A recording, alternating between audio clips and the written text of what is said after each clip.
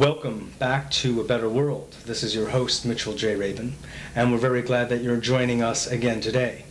Here we are in Newark interviewing Dr. William Philpott, who is here from Oklahoma.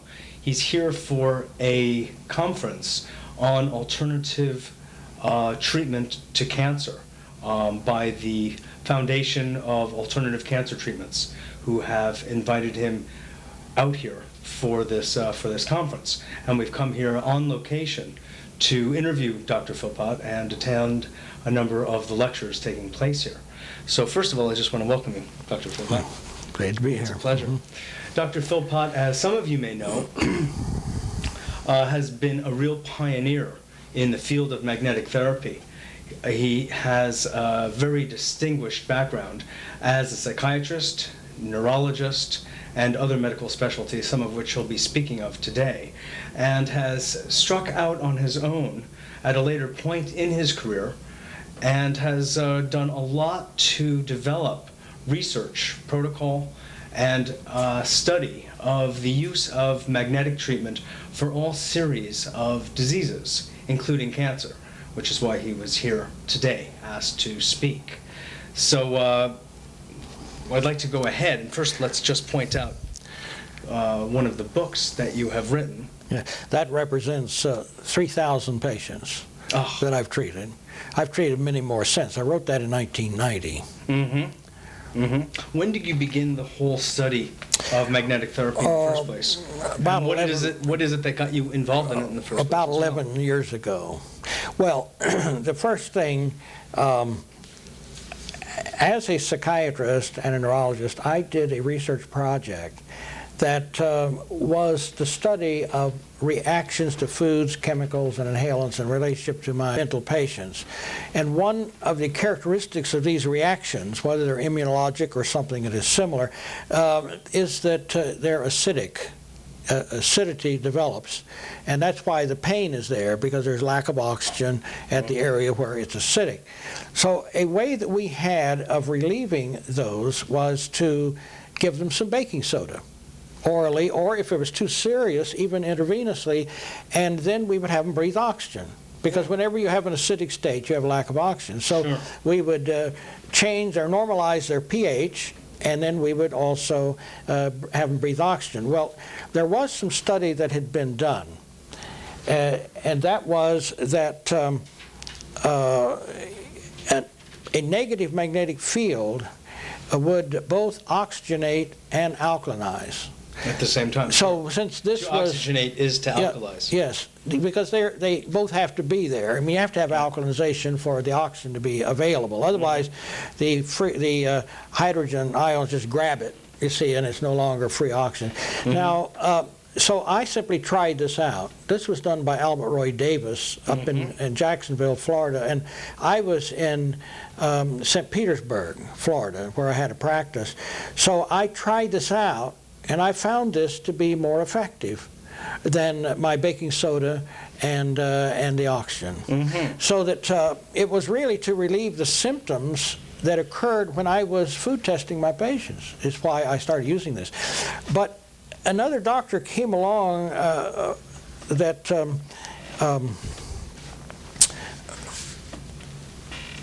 Becker, Robert O. Becker, wrote the books Cross Currents and Body Electric. And he isolated the fact that when an injured area occurs, it registers a positive electromagnetic field.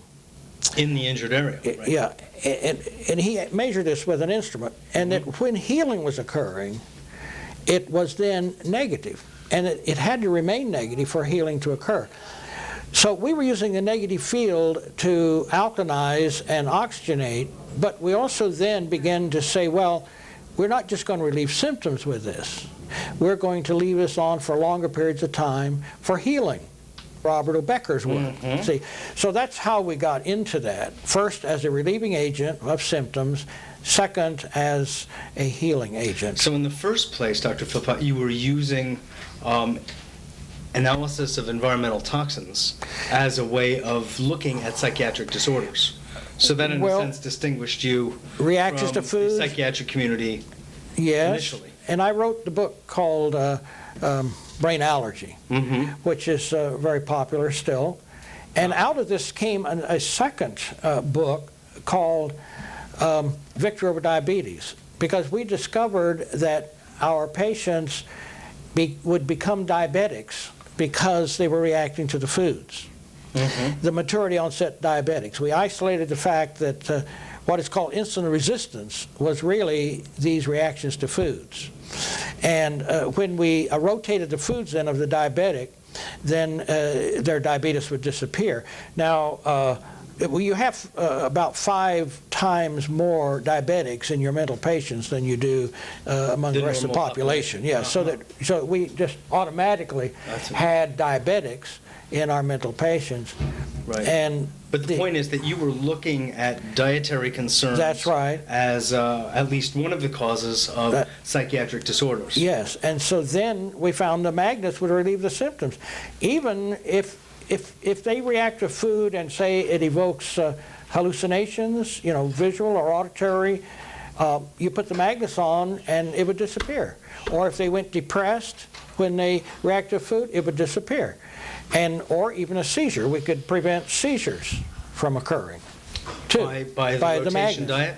Well, by the magnets immediately would make the. I mean, an epileptic seizure? Yes, can be stopped. Can be stopped with the magnets. Yes. Now, I've written. This was my early book. I read one that was a little before that, but this is my most substantial one. Now, my next book. That's the Biomagnetic. My next book, we might say that we ought to really refer to that's of recent origin, and it's Cancer, the Magnetic Oxygen Answer. And you notice how I'm saying oxygen, the necessity of oxygen, and that it's magnetically produced. And so the oxygen is the answer to cancer, of course. And so that's why I'm highlighting that it brings that in through a lot of enzymatic action that we could explain. But then I have written here a recent little booklet on the prevention of disease. If we can treat disease, which we're proving we can do, we can also prevent disease. As we get older, we're all headed for some kind of disease. If we will treat ourselves correctly with the magnets, we can head a lot of that off. Now, I was asked to write a newsletter. So I started this year writing a newsletter, and I call it a quarterly. And here is my first quarter of this year was the magnetics of sleep. So I go into detail in each little area. So the magnetics of sleep. The second was the magnetics of pain, how to relieve pain. And then my next one has been the magnetics as an anti-inflammatory agent by evoking the oxidoreductase enzymes. My fourth one will be, which is in process now, will be on infection. And this is an antibiotic. It's just amazing how the bacteria, the viruses, the fungi die in the presence of the magnetic field. It doesn't hurt the human cell, but it injures their cells so that they can't reproduce. So has there been noted in your experience, which has been very vast at this point, any deleterious effects from ongoing exposure to negative or north pole fields? No, there's no deleterious effect. In fact, the whole area, of course, has been classified by the Food and Drug Administration as not harmful. Not even a positive pole is harmful in itself. That is, it doesn't injure the cell.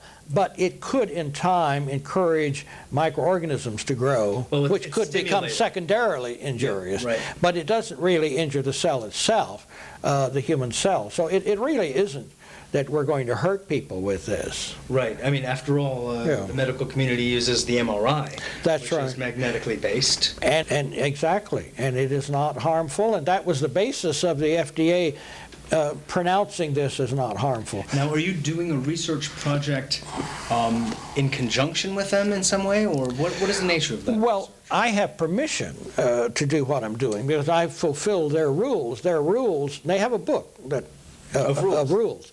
And you have to have a group of doctors specialists who are monitoring this in process.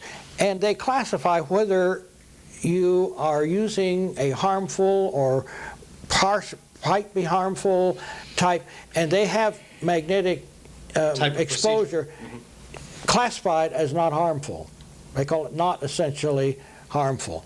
So we're not concerned that we have to do some kind of proof that we're not going to hurt anybody, because they already accept that. It's already handled. So that happened when they were marketing MRI. That was fortunate for us, because they've set the stage for us to be able to proceed directly without any kind of proof that we're not going to hurt anybody. You already accept that. Right. And but even in your own research, you have never we haven't. No, we don't run across it from the FDA's rules and their acceptance of it. That's Just right. clinically speaking, you have found no harmful effects from exposure to the negative field at all, and the other one would merely be a secondary thing after prolonged use. And there are temporary uses for the positive pole too. Sure. I have a couple other. What? Well, like exciting neurons that have been inhibited by some kind of pressure, like multiple sclerosis is a good example. The myelin swells and puts pressure on the neurons, and it doesn't. MS doesn't kill the neurons. It simply inhibits their function and trains down their functionability, which is called the extinction of disuse is a term used in neurology. You can excite these neurons again to function, and you can do it with a positive magnetic field. So you would put a strip magnet down a person's back, something like this here, down their back, where the neurons have been inhibited, and then you would ask them to start moving their muscles. Their brain would say to a leg, move, you see? And you'd use this positive pole, whereas to calm the down and reduce the inflammation and all, you would use this pole. That's the negative one. But for 3 minutes, you'd lay this on there and say, now move your legs. And if they couldn't, somebody else would help move it, but you get the connection. The brain can make the connection because the neurons are now excited that have been just dormant there. So there is a very useful place for that. Now, do you have to find the exact location? Yeah, get it right over the neurons. Neurological but they're up and down the spine in MS, for example. Yeah. Okay. But how about systemic South Pole treatment? No. There is really no reason for that, because you would be acidifying the person. Now, maybe we ought to define poles. You're using the terms north and south. I'm using the term positive and negative. Maybe we ought to just go into that. Sure. Why do you use that instead of north and south? Well, now here is a magnetometer. And this says, one side here says plus, and the other side is negative. Now, this is an accepted instrument, scientific instrument, so all scientists would accept this. And it doesn't use the term it doesn't use the term north and south pole, yet it is a compass. It's a compass needle. But if I train it on the north pole of the Earth, it'll read negative. If I turn it around and train it on the south pole of the Earth, it'll read positive. That's right. Plus down here and minus up here. So I can take a magnet and I can read it. This is my positive pole side. I turn this over and there's the negative pole side. Now, but the human body doesn't have a north and south pole. The human body has a positive and negative charge, direct current circuit. The brain is positive. The neurons are positive, and their extensions out to the rest of the body are negative.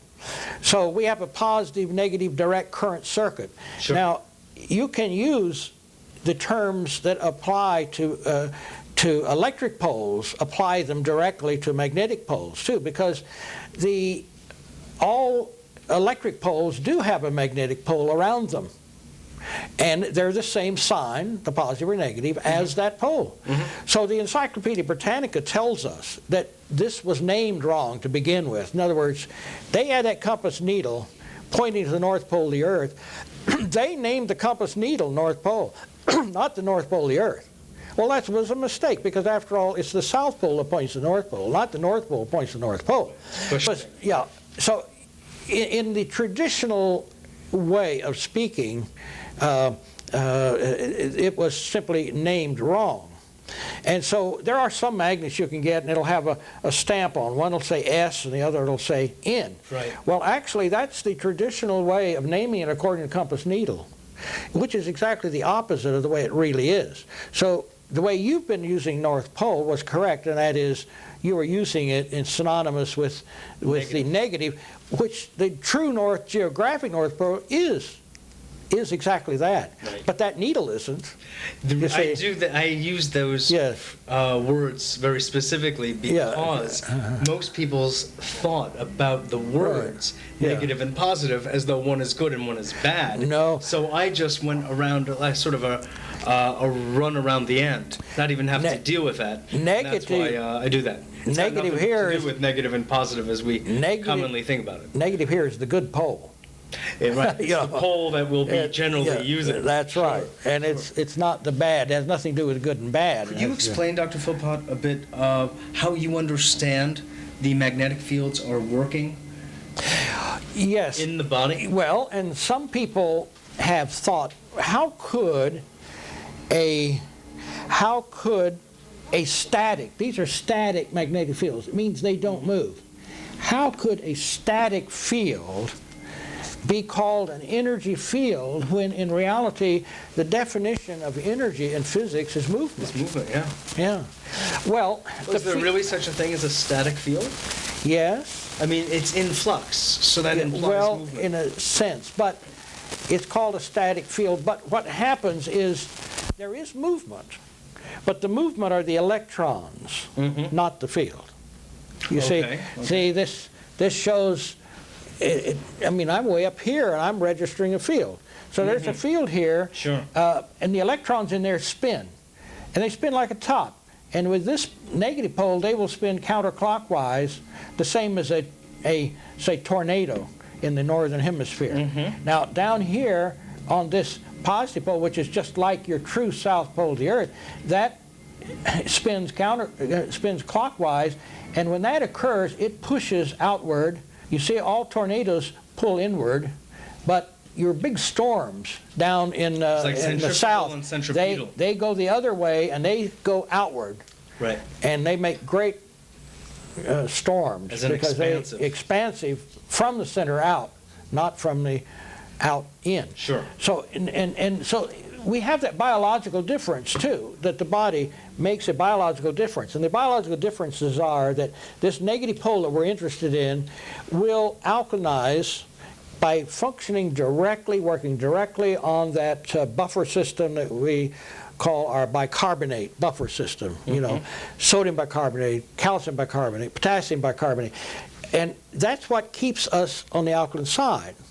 Now, this negative pole will act directly to support that to remain alkaline, you see. So it supports the body's alkalinity. The other side supports the acid side. Sure. And would actually make us acid. So But that's very what is important. happening ionically? I mean, it's a question, basically, I'd say, of physics. Well, all right. What is it, as you understand All right, let's. is going on? It's got to do with solubility. When you go acid, you then get a precipitate out of your minerals. The calcium now becomes crystallized, and all your minerals will now become crystallized in an acid media. In an alkaline media, they remain soluble. So we have to maintain their solubility, and we have to do that with alkalinity, and that's what this pole does. It maintains the alkalinity, the solubility. But there's another problem. And that's because there's a certain specific kind of charge. That's right. Yeah. On the fluid. That's right. Now, but the amino acids, it's just as important for us to understand how the amino acids behave too in relationship to pH. Amino acids have their solubility in an alkaline media, and they become insoluble gels in an acid media. Now, what do we call these then in our our biological sense? Okay, we have arthromatous plaques. They are composed of insoluble amino acid gels and insoluble minerals. Now, what is amyloid, which is, of course, what we have in say, Alzheimer's? Cerebral amyloidosis is called Alzheimer's. It is these insoluble amino acid gels. So the brain has to have gone acidic. The area has to have gone acidic in order for these... For it to gel. For it to gel. Now, all right, since we understand that, why don't we put the magnetic field, the negative field on, and keep that alkaline, and reverse that process? And we can. We can resolve. Since we now understand that these insoluble gels, such as amyloid, like in Alzheimer's, or the deposits around joints, like arthritic joints, Right. or even kidney stones and so forth. Now that we understand that acidity relates to this, we can use a negative magnetic field to produce alkalinity and maintain it long enough, which isn't something that happens immediately. It takes several months. Gradually, it'll reverse back to soluble state. And so even the a heel spike, for example, where a bruise, you've injured the bruise, now calcium is deposited there, and we call it a heel spike. It'll dissolve. Kidney stones can be dissolved. And then also around the joints, but also the insoluble gels and mineral precipitates, like in arthromatous plaques, can be dissolved. And we've done that successfully. And also the Alzheimer's can be dissolved. Now, we can't necessarily handle all the injury that might have occurred. Like in Alzheimer's, there are some neurons that are dying. And we don't have proof that we can make new neurons develop, although there is a little hope that this might be true. But at least we can handle this damaging effect, you see, of these Well, that's already a tremendous distance that's been covered therapeutically. If magnets can do that. That's right. And of course, this suggests the whole idea of atherosclerosis and all sorts of cardiac problems that people are having. And if you can really be moving plaque, because in a phrase going on is that anything that is calcified, anything that's rigidified, anything that's fixated in the body moves from that, as that's a result of course of acidosis. That's right. It starts to move over to the an alkaline pH and to solubility. To solubility, exactly. That's right. And they go back in solution. From that point of view, that's right. They go back into solution. There's nothing, in a sense, that wouldn't be responsive. That's right. To magnetic fields. That's right. And so it's so, and two, it governs healing. The negative field governs healing. This is what Robert O. Becker demonstrated, is that you have to have this negative field there in order for healing to occur. So we put it on there and we maintain it, not just to relieve a symptom, not just to get oxygen back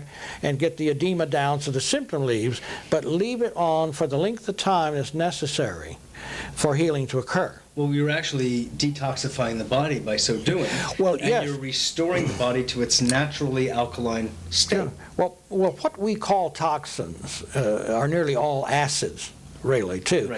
And they can be oxidized. And so if your negative magnetic field will maintain that high oxidation capacity, and it will actually process these, it'll detoxify them. And these enzymes are detoxifiers, of course. Isn't it amazing, Dr. Philpott, that, medicine being as vast and complicated as it's become, that no doctor can ever keep up with the proliferation of medical literature on his particular specialty, let alone the field as a whole. What I hear you really saying, and what I've heard other really notable speakers on the subject of health and nutrition say over and over again, is that health is determined and defined by pH. And that if we find ways got to maintain that changing pH, then we're changing the health of the human being. There are other systems of trying to maintain a pH, a normal pH, and they all have some measurable value. But all I'm telling you is that we're right at the very center of this now. And we know that a magnetic field governs that, and so that's the way the body intended. It's the bedrock, if you will. That's right. So even if you use a nutritional means of creating greater alkalinity, maybe what's even underlying that is the magnetance in chlorophyll. I mean, I'm just putting that out. I haven't. Well, that's possible that there's something like that going on, but we know it's the negative field that has to be there. But see, our body makes magnetism.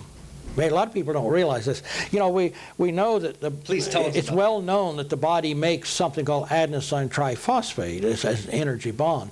But it also, at the same time, ATP. Yes, at the same time that ATP is made, a magnetic field is made by the same catalytic reaction, that is the action of the enzymes that make ATP also make magnetism. It's called oxidation remnant magnetism. It's named in the scientific literature. Oh yes, really? Oxidation remnant magnetism. So our body is making magnetism all the time, and it's making a negative magnetic field. It's not making a positive field. Now they're always going to be both there, but we're not in balance with positive and negative. We're on the negative pole side and have to be in order to maintain our alkaline pH. So we have far more negative magnetic field, and our body's continually making a negative magnetic field. Because all these enzymes, that the oxidoreductase enzymes, are all what we call general basic is the name. In other words, they're dependent on an alkalinity for them to even function. And that is a negative magnetic field. And when there's a statement in the encyclopedia that says this: these enzymes require an unknown energy source. There's an energy source that has not been named. Now, a very more recent book I obtained in the medical literature called that a static electric field. But also, there's a statement that when you're trying to determine, did a catalytic reaction occur? That is, did the enzyme and the substrate join, and we call that a catalytic reaction.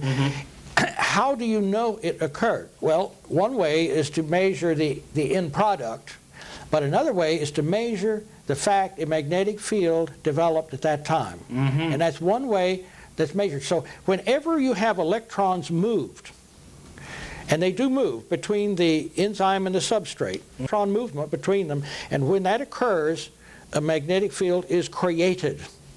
Now we can take that negative field, and it has to be a negative one because it's on the alkaline, it's in alkalinity.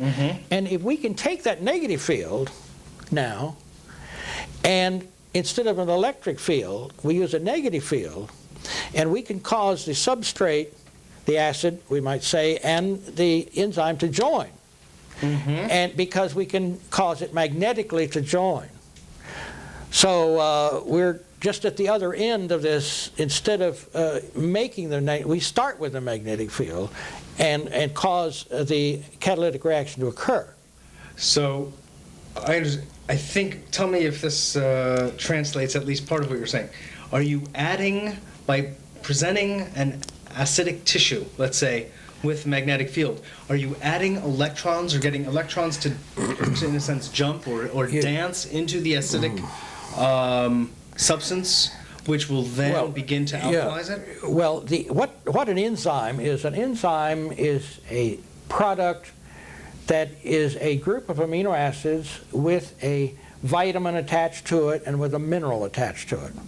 Now, that's what an enzyme is, and there are enzymes for many different kinds of processes. The body the cells make the enzymes. We're not talking about enzymes that you get in your foods, digestive enzymes. We're talking about metabolic enzymes. We're talking about enzymes that your cells have to make. Sure. Okay, now it makes it out of nutrients, of course. Right. So the nutrients have to be there, so this is an important thing, that the nutrients be there. But even if they're there, if there is not an energy field present, a static energy field or a magnetic energy field present, the enzymes can't work. They have to have an energy activator and don't function just because they're there. So we could have all the good nutrition in the world we need, but if we don't have a proper amount of this energy, and as I say, our body is making it. Our body's making negative magnetic field energy all the time.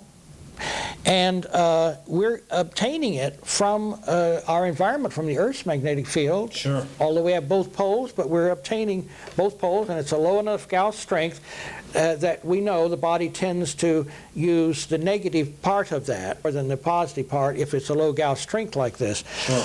Actually, an interesting fact is that we only out of nutrition can make 70% of our energy that's necessary. Where's the 30% come from? It comes from like the Earth's magnetic field, The sun. and these environmental factors, and from tachyons. These are small particles that are 13 thousandths the size of an electron, but when they pass through a friction field, like a human cell that is electrified, the outside has an electrified membrane, and it's a friction field. And when these small particles from space, there's lots of them there, go through that, some are transferred into electrons. So we're getting energy from space. But our cells have to be functional. They have to not be swollen. They have to have their natural electrical charge in order to be the friction field. So if our cells are working right, we're getting some energy from space. We're getting energy from the Earth's magnetic field, and apparently, from what the physiologists tell us, it amounts to about 30%. Now, certain other kinds of insects, you might wonder, well, how does that spider? He sits up there and he doesn't have to catch a fly very often. Why is it a spider can live on such little? And a shark is the same way. They get 90% of their energy outside of themselves rather than made by their own metabolic process. We make 70% of ours, get 30% outside. They make 10% and get 90% outside of their own bodies. So, but this helps because now we can understand that we can make this more favorable. If we get more of our energy then from this external source, like sleeping on a magnetic bed pad, sleeping magnets around the head, treating any area that ever gets a symptom, you see what we're doing is we're feeding an energy source right in there all the time, the movement of the electrons, and even the making of electrons out of the tachyons. If a magnetic field is a friction field, that's why when you move two magnets with opposite poles past each other, why, it's a friction field, and if you move them fast enough, it'll make a spark. Move the electrons enough, you make a spark, and we call that a magneto. Now, so actually this is a tachyon generator. But when we put it over our body, and then those cells are functioning right, we have not only the friction field of the magnetic field, we have now the cells functioning right, and their friction fields. So we're making a lot of energy out of space energy, and there's lots of it out there. That's very interesting. You know. It's actually an infinite supply. Yeah, so that we don't, we can increase our input. Maybe we can make it more than the 30% if we do it right, you see, because we have the capacity to do that apparently. Not to just bring us back to Earth for any mundane reason, I'd love to hear, since you are a psychiatrist, what kind of results you've gotten specifically with psychiatric disorders. Well, I'm going to tell you of a case to illustrate something. Tell us some cases. All right. This is in my book, Brain Allergy. You can read it. There's a chapter, and the chapter is Another Jesus Christ. It's the name of the chapter. This man was... they flood hospitals. Yeah, he was a paranoid schizophrenic, you'd call him. He thought he was Jesus Christ. It was a delusion. Now, he was a good man. Maybe that's why he thought it was Jesus Christ. You know, he was a good man. He wasn't a bad man. But anyway, what he did... he was spraying his apple orchard with pesticides, and he had a fancy apple orchard. And he also had a warehouse where he would, where he'd keep the apples, and of course the doors kept closed because it's a cooler system. And so all year long they'd be selling their fancy apples out of his warehouse, his cooler. But they used a fork truck, which was propane operated, in this cooler. Now you realize the doors are closed, so any fumes are going to accumulate. And so one day, as he was moving apples in his warehouse, he became so weak he fell off the truck, and they called the rescue squad and took him to the hospital, and that's when they discovered he was psychotic. And I was able to demonstrate that the pesticides that he used on the apples and the petrochemical hydrocarbons from exhaust fumes, that he was reactive both, and I could, even after I got him clear, I could take those substances, put drops under his tongue, and I could turn on his delusion just like that. He would, in a matter minute or so say he was Jesus Christ. So we proved that this is what it was. Now, it required, this would be in the mid-70s, 1973, about like that. He was so ill that I did have him in the hospital for a period of 2 months, and that was a cost of $30,000. We got him straight, and he remained well for a period of 18 years. Yes, he remained well for a period of 18 years. So now in 1990, it was, I had already retired from medical practice. Now his wife had been my nurse for a period of 5 years down in Florida. But a neighbor tarred roof, a flat roof, they pour this hot tar, they heat it, pour it on, so the smell go over to their place. And this cross-reacted with these things, these pesticides, these petrochemicals he reacted to. So he now became psychotic again. But it wasn't so benign this time, because he thought somebody was going to kill him, and he was going to find them first. Now, so his wife, I wasn't available, I had already retired, and his wife said, okay, let's just keep him isolated for a while, but I'll have to protect him from getting out. So she hired 2 male nurses, 24 hours a day, around the clock. She didn't figure one man could handle the situation, so she had 2. Went on to the cost of several $1,000s, and she said, I've given up. He's not, he still thinks that somebody's going to kill him. And so she called me and said, I'm going to have to go to the hospital with him. And I said, well, have you used the magnets? You know, you've seen me relieve delusions and so forth. Well, yes, but he won't keep them on. Well, she was using a big magnet that was an inch thick and about an inch all the way around, and weighed almost a pound, and he would just pull them off when she'd put them on there. And so he never kept them on long enough to know. So I said, well, do you have any neodymium? That's this little one here. She said, yes, I've got a couple of those. I said, well, put a band around his head. This would be the kind of thing. We'd put a band around his head. And I said, then slip this magnet right under, in the temporal areas, right in front of his ear, like this, just one on each side. And so she called me back in 30 minutes, and she said he was sane in 10 minutes. Now, okay, these magnets cost $44 a piece, and this band cost $9. That's what this cost. And we knew this man was reacting to these petrochemicals. It cost $30,000 in 1970s, years, right. And it cost $44 and $9. They already had the band, so they didn't even buy it, to relieve this. And we did it in 10 minutes and no hospitalization. Now, this man has remained sane. What he does, he sleeps on a magnetic bed like we have here. Maybe we can show the magnetic bed. Looks like. This is the magnetic bed that he sleeps on.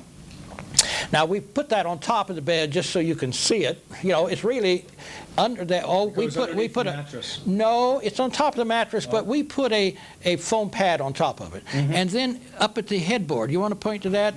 It looks like a piece of furniture, but there are magnets in that, and they're 4 by 6.5 inch or 1 inch thick magnets. They look like this, but in a row. Yeah, in a row, 4 of them in a row. And he sleeps with that at the crown of his head and sleeps on this bed pad. And then whenever he is out in public and happens to get a lot of car exhaust, he begins to feel a little anxious, and he can tell it. And he just keeps his magnets with him, and he puts them on, and it just disappears within 10 minutes or less. And he never goes psychotic anymore. And he even can spot the symptoms that would lead to that, but he can head it off by just treating himself ahead of time. So he's never been psychotic since. But he has been a little tense and anxious when he got exposure to some of the chemicals he was reacting to. Yeah, but in other words, I call that progress. But tremendous progress. What is so a shame to me is psychiatrists don't know this.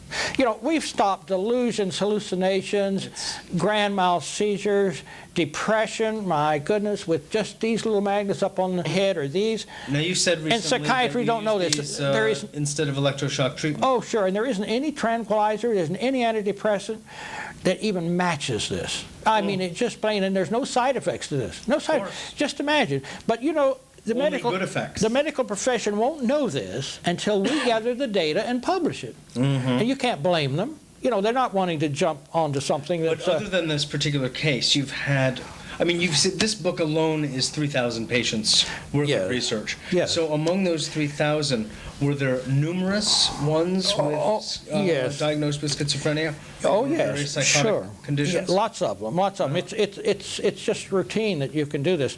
Now, of course, this book is on cancer, but it also describes how this works. Now, I did write another little book here on prophylaxis, of course, how to head these things off. How long would it take? People can treat themselves prophylactically without a doctor. They can also treat pain and sleep without a doctor involved. But if they're going to get into disease, at this point in time, we really should go through our routine. And I can help them find a doctor, or their doctor can tell me, and I simply tell them what to do, and the family doctor simply tells me whether it's working or not. But that's part of our database. Right. But until we can publish this and satisfy the critics, you know, we've done our work right and everything else, naturally the medical profession isn't going to know about this. But all I'm begging is really, why doesn't National Institute of Health or some of these pick up on something like this? Because at least we're trying to show the feasibility of a definitive study, bigger than we're ever able to do ourselves. We only hope that we can stir up pure scientific interest and really you know, put this on the map, because it wouldn't be long at all to put this on the map if somebody would pick it up. I have opportunities. I have an organization right now that is asking me for the bed pads. They want 30 of those bed pads. They want 10 that are magnetized, 10 that are not, and they want to do a double-blind study. And this is a organization that is a cancer organization, and it's and they've asked me for those, and you know, it's going to cost me $30,000, and I don't have $30,000. But if somebody will come up with it, we've got invitations right now. I've got an invitation right now to Alzheimer's at a medical school, and we can't find the funding for it. I have the case all written up. We have the MD who's working on his master's degree in public health and wants to do. He came and approached me, and I wrote the protocol, and we didn't get going with it. And I said, why not? He says, we haven't found the funding. So, you know, I mean, here is a medical school all ready to go, but where's the funding? Well, if there's anyone out there watching who wants to fund such projects, please give us a call. Well, not only that, I want to explain something about funding. We're running out of time, so we just have to be judicious about we can give credit, what we talk tax credit. Our organization gives tax credit for anyone who wants to give us some money for research. So please listen up. I hope maybe the head of Cornell Medical Center is listening, and others. What I would like you to do, since we only have a few minutes left, Dr. Philpott, is make a distinction for the audience between what might be confusing for them, between the use of magnetic fields and the electromagnetic fields that get generated from different kinds of equipment, from computers to Xerox machines and the like. And this might be leading to some confusion. All right. Yes, you hear of electromagnetic contamination. What is that? Well, power lines, etc. Our power line did a lot with that as well. And Dr. Becker is very much for what I'm doing, but he also has highlighted how we're getting injured by the EMFs. Yes. Now, what that amounts to, in the first place, we're using AC current, which means it goes on and off, on and off, on and off. 60 times a second it goes on and off. 60 cycles, right. So it's a pulsing field, and we don't have any normal 60 cycle per second pulsing field in our body.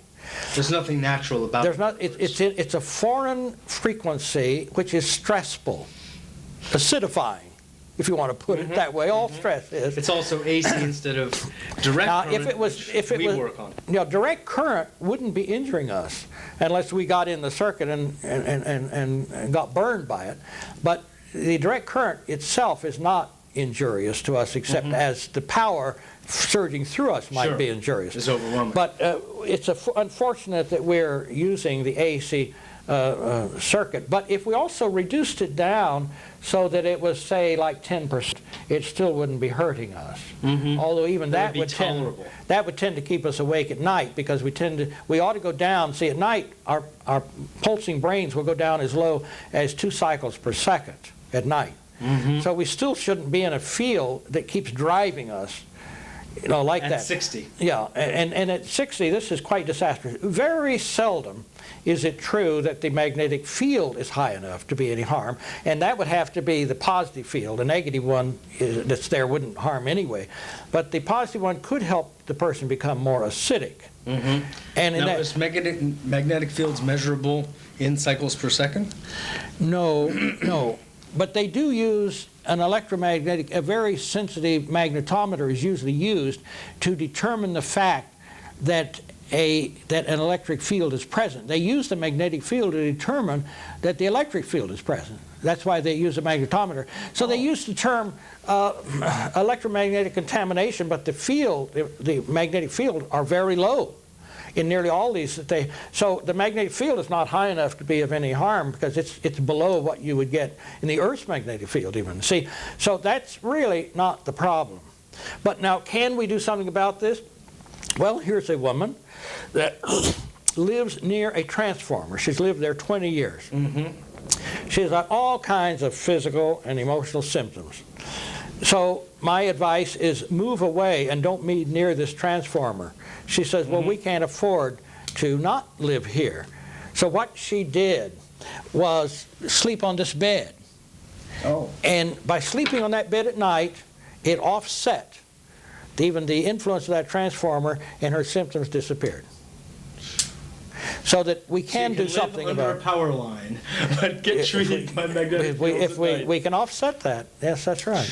That's very powerful. So because people who live under these lines are going to have a hell of a time coming up against the and that's what we need to be. Utility companies. That's just not going to happen. What we need to do is be sleeping on magnetic beds with magnets around the head. We'd solve all kinds of problems if we did that. It'd be a tremendously prophylactic to prevent disease. Well, there's another irony, which is that, and maybe you can comment on this, that electromagnetic fields that are generated from computers and office equipment and the like are neutralized by wearing a magnet on the body. Yes, you can wear a magnet on your chest. This one here we've used. My secretaries, I had two, when I was in practice, I had 2 secretaries. They both had their screens, and so they would put this, they fastened this on. In fact, we have a little magnet that we have with it. We call it the holder magnet, and they would just put it on their blouse, something like this. All right. It could also be a tie clip, I see. They'd put it up here. They'd put it up here where it would be in the center, and they swore by it. And they usually would sit on this magnet too. They'd have that under them, and they still wouldn't interfere with their typing up here.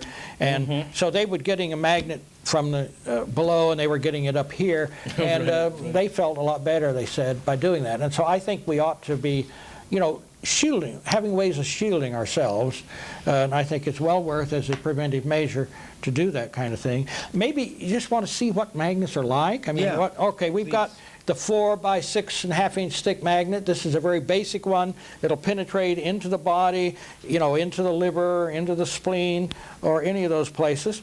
Are there any particular conditions that you have found the North Pole not being very responsive to? No, no, but you have to have different lengths of time. What has been most responsive in your experience? What have you noticed? Well, of course, just any kind of food reaction, inflammation, that'll be gone usually in 10 minutes or less. But when they're not. Chronic diseases are nothing more than acute reactions extended in time. Their chemistry is the same. In other words, the acidity is the same.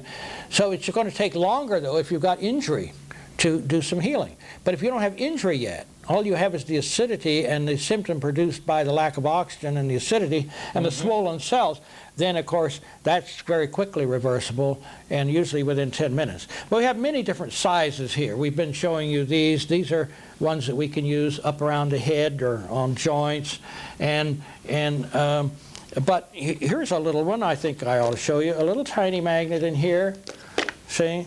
We've got several of them. The green side is the is the negative and the others are the positive, but we just have them held. That's just a way of holding them for shipping. But you can put this over a mole. If it's no bigger, that's a 1/2 inch across, and if it's no bigger than that, and you just tape it on, the mole will simply dry up and peel off, new skin will grow under it. Any kind of skin infection, basal cell carcinoma works very fine for that. Usually they're small lesions, no bigger than that, and if the lesions are bigger, you have to go to a bigger magnet. So you want to be able to cover the lesion. You want to cover the lesion for sure. Area, that's right. The infected area with the size of the magnet. Can these be used, let's say people have to go for x-rays to dental offices, etc.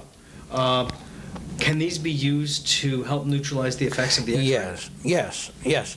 We believe, we still have to get our statistics, but we believe that we can completely offset the effects of radiation by the heat heals, the cells would heal. You know, and so we believe that that's one of the prophylactic things you ought to use this You've for. experienced this. You see, I'm, not that I don't appreciate science, I do, but I really love good anecdotes. And I think that we can really have a large part of medicine based on people's actual experience. I know that sounds very far-fetched to a scientific mind, but it happens to be about people whose lives are changing through the use of things that might not be fully scientifically explained. To me, science is always many steps behind reality. And that's okay. I have no problem with that. Right. So in your experience, in the anecdotes that have been shared with you, in the research that you've done, have you known people who have used magnets for overcoming cancer? Oh, yes. Brain tumors? Oh, yes. We have successfully treated those. Let me talk a little bit about if we show the bed, the chair pad over there. You see, if you turn over and you see up against, we put it on the bed here, but it's really a chair pad. It's that is very good for an office environment. Oh, well, and people love that. Now there are these small magnets, this mini block magnets, all through that. Right. And this other is just a pad. If you want to zero in on that pad, you can put that across your chest. It's made of these same thing. But we really made that for the cats and dogs. Oh, really? But, and they love it. They love to get on that and describe the parent. The owners will describe the arthritis disappearing and the cat becoming or the dog becoming. In fact, we had one that described cataracts leaving in a dog too. So by using just the magnets. But this chair pad is very good because you can treat the pelvic area. And then if we slip this one under the seat of that so that it will radiate upward more even, then you can treat cancer of the prostate, enlarged prostate. You can treat any of the pelvic lesions that women have. You can also treat candidiasis. You can treat candidiasis. Okay, now when you treat something like that, systemic like that, where would you place the magnets? Well, we were treating locally there. Let's say somebody wants to begin with this and just begin to alkalize their system through the use of magnets. Could they just wear it over their thymus gland? Or I wouldn't recommend. You've got to treat the local area. Whatever you have, treat the local area first, and the systemic comes in as a second value system. But don't try to rely on the bed to solve all these problems. Like with that chair pad, we are treating the local area. We're treating the pelvic area there. Now, would you like a story of cancer treated? Yes. All right. Yes. But just note, we only have about 2 minutes left. This man has a bona fide cancer of the prostate, diagnosed by biopsy. He also had a PSA 28. It's not supposed to be more than 2. And he had bone metastasis that were in the low sacroiliac area, X-ray evidence. We treated him, the pelvic area like I've been describing here, and treated a magnet across the bones where the metastasis was and left it there 24 hours a day. Treated him from up here 24 hours a day too. And in 3 months' time, his doctor called me, very enthusiastic. We have now reviewed him. We've x-rayed him. There is no metastasis, no bone metastasis anymore. The PSA is 2, which was normal. And that's just an example. We have many such. Many of those. Yes. So there's really nothing that you have found that hasn't been favorably Any type of cancer negative response. North Pole. Any type of cancer response. Cancer, but I mean, you're also naming cataracts. Oh, yes. All manner of eye diseases. That's right. Any Infections. form infections, right? Virus, bacterial, doesn't matter. And we can calm the brain down with the negative field, stopping the... It just doesn't cost Immediate. enough. That's why it's not popular. It just doesn't cost enough. No, it's excellent. This has been great to have you on, Dr. Philpott. And I feel that you're doing a lot of tremendous, very important work in changing the climate of medicine in this country and helping people to really take control of their own lives and do so in a very simple, cost-effective, and really, in a sense, easy way. They can get service if we just follow the FDA rules. So anybody can get service if they just follow the rules, and we're following the rules. Okay, so well, if they that's want good. to work God with bless us, you. why? And then Wonderful. it'll be a blessing to medicine in the future, because we have to have those statistics. Not only they help themselves Sure. today, but they're helping medicine tomorrow by helping us gather the statistics. That's right. Well, I want to thank you very much for being a guest on our show. It's really been a pleasure to have you. All right. It's been Dr. Philpott from Oklahoma, specialist in magnetic therapy. We're very glad that you've joined us again today. This is your host, Mitchell J. Rabin, and please join us again next week.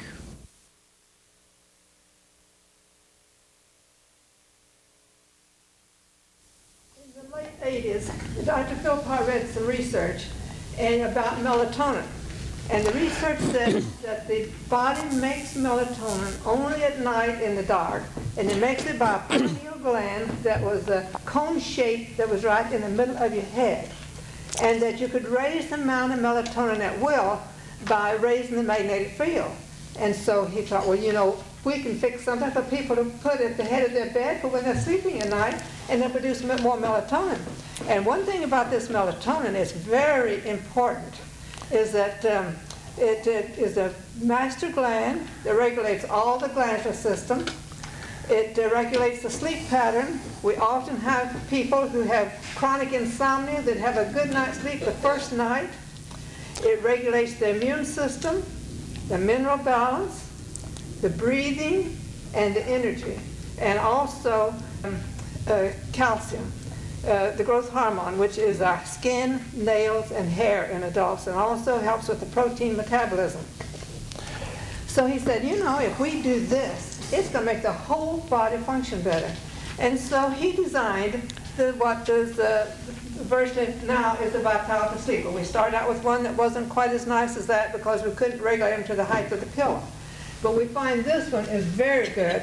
And also, they designed the magnetic bed pad.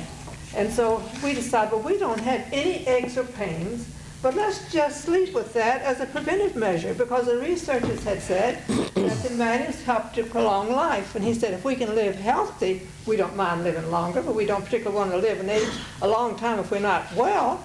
And so we started sleeping on that.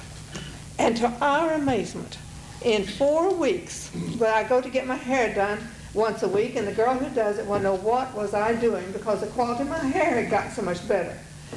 In front, as I got a little older, it got very dry. There wasn't any oil in the front. The oil was still in the back. And she says, you have oil in the front of your hair. And so I told her, I says, well, what? She said, what have you been doing? Because she'd been doing my hair for years.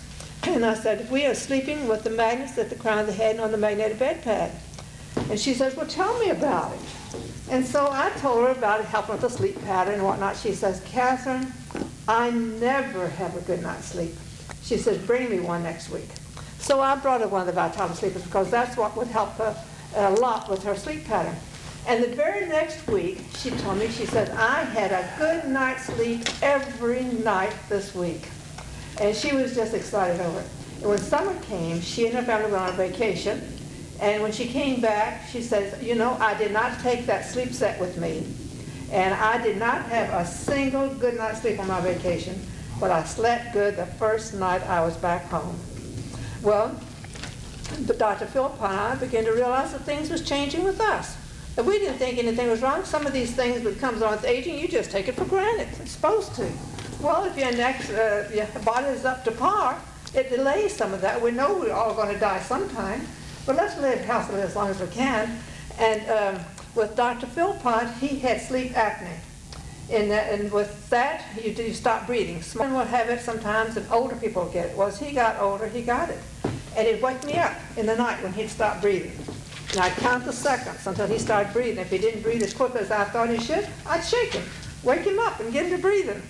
But he was on that bed pad about 9 months, and the sleep apnea was gone. I sleep all through the night and never wake up now. And so I'm thankful that he learned about the bed pad. Tell about the lesion in your groin. When our last child was born, I got a blood clot in the groin. Back years ago, they called it the milk lay because it come about the time that the milk would come, about a week after the baby is born. And I treated it with the very, very strong elastic stocking for months, and it finally got so that the leg didn't swell without the stocking. But I couldn't jog because every time I lift my foot up, it was just like cutting the blood supply off. And after a little bit, well, the leg would just be getting numb and feel bad, and so I couldn't do that. It also happened when I'd go up real steep stairs. I'd have to stop part way up until the blood got back in the leg and then go on up. Well, time you do that for about 34 years, it gets stuck in nature and you don't think anything about doing it. You just do it and that's it. Well, we slept on this bed pad and I didn't think a thing about that. I knew that the magnets would help get rid of scar tissue, but somehow or another it didn't dawn on me about that leg because it just become part of me. It didn't hurt, except when I would jog or do something of that sort. But after I'd been on that bed pad for about a year, we went to visit my son, and he wanted to take us to a home show, and it was in a big auditorium that was like a gym, and a real steep stairway that went up, and then there's rooms upstairs that had displays. He said, let's go upstairs. I looked at that real high stairway, and I thought, well, I'll go up, but I'll have to stop several times before I get to the top. I kept going up. My leg never started hurting. When I got up to the top, I turned to Bill, and I said, you know, something has happened. My leg didn't hurt going up these steps. And the clot was about the size of a marble. You could see it and feel it. So that night we examined my leg, and you could not feel or see anything. So I've tried jogging since then, and I can jog, I can do anything, and that leg just doesn't bother me anymore. So the only thing I know is, since we do know that magnets will get rid of scar tissue, that must have been what got rid of it, because it certainly hadn't gotten rid of it with what I was doing for 34 years. And so I'm thankful for that part. And then there's just some common little things that the magnets are good for, just everyday things. We went to the researcher, and he told us that magnets was good for burns. And so just a few days after we got back home, I was rushed in from work and turned the stove on, but I couldn't remember whether I'd turned it on or not with my rushing around, and so I just waved my hand over it, and I got my fingers too close, and they hit the burner. And these 3 fingers just turned snow white, and it was burning, and the skin was getting stiff. And I said to him, oh, it's hurting real bad. Get the magnet for me real quick. So he rushed and got that magnet. I put my fingers down on it. And in 5 minutes, the pain was very, very little. And I looked up at it, and the skin was beginning to turn pink. I left it on for 15 minutes. And when you looked at my fingers, you'd never know they were burned. I couldn't believe it. I looked at it. It can't be possible. But it was. And we have had grandchildren, and we've had doctors call and tell us that they did the same thing for members of their family, and it has worked every time, if they do it immediately. Now, if you wait till the next morning, it may help it to heal faster, but it doesn't do this miraculous thing. Evidently, the tissue had not been really destroyed as yet when we put the magnet on. And then one time my daughter, they like to have a compost pile and a garden. And so they was getting ready to move. And so they want to clean up their compost pile. And I was over there helping her to clean up the yard. And she said, now don't bother that compost pile because it has ants in it. This was down in Florida. And she says, those particular type of ants will make a sore, and it will last for 2 weeks. So it's a bad sore. And I said, well, when I was a kid, the chiggers never bothered me, so I doubt what the ants will eat. And so I went over there and picked that stuff up. And the ants just all began running around. They bit me around my ankles, but I didn't think anything of it. But lo and behold, I got those sores, like she said, that lasted 2 weeks, almost to the day. And then a couple weeks later, I was going over to see her, and it was raining. And I thought, well, I'll just run across the lawn to get to her door because that'd be the quickest. Well, the ants had come out of the ground, and they bit my ankle. And I thought, oh, do I have to go through this 2 more weeks? But I happen to have a magnet with me. So I grabbed that magnet and I put on those ant bites. You know, there was no sores, nothing. It just acted like it just detoxified whatever they put in there, and it just nothing happened. So I was telling this one time when I was giving a speech down in Texas, and I just happened to think, and I said, well, you know, I don't know what it would do to a snake bite. I've never tried it on that. And one of the ladies raised her hand. She says, I have. And she says it detoxifies the snake bite also. But one of the most interesting or touching experiences that I have ever had was a man ordered an introductory set, and that included 2 disc magnets and a band and the handbook and a few items. And he called. It was the next day after he got this package. And he said, I just wanted to tell you that during the war I got in an accident and both legs were amputated. And he says, both of those stumps have hurt me so badly ever since that I have never been able to have a good night's sleep. He said, but as soon as that package came, I taped one of those discs to one stump and the other disc to the other stump. And I just wanted to tell you that I had a good night's sleep last night. The first one since the accident in the war. And I had a man come to me with pain in his feet. He had diabetes, and it was in a deteriorated state. And he had diabetic neuropathy, terrible, burning pain in the bottom of his feet. And he just tried everything up and down the line, narcotics. Nothing really was substantial. So I took this magnet, I took 2 of them, and I just set it on the floor, and I said, put 1 foot on each magnet, and the negative pole, of course. And he, in a few minutes, there was no pain. And every time the pain would come up, he would put his feet on the magnets, and within 10 minutes or so, the pain was gone. And after he did that a few times, the pain didn't return anymore. So that was handling a complication of really degeneration of the nerves. And he couldn't handle it in any other way. I had someone call me, a doctor called me. He said, I have this deteriorated diabetic with a gangrenous foot, and they're going to remove it in a week. Is there anything I can do about it? So he took this magnet and continuously put where the gangrene had developed, and that's a mixed kind of infection, and it means there's not good blood supply there and so forth. And he kept that on there, and even in 1 week's time, we had so reversed that gangrenous foot that he never did have it removed. Now, I had an interesting thing. A man called me, and he said, I've never seen you. I've never bought any magnets from you, but I thought you'd be interested in a story that I have to tell. He said, I had a swollen prostate, and I was getting up 5 times a night. But he said a friend loaned me a magnet. He said it's 4 inches by 6 inches and a ½ inch thick.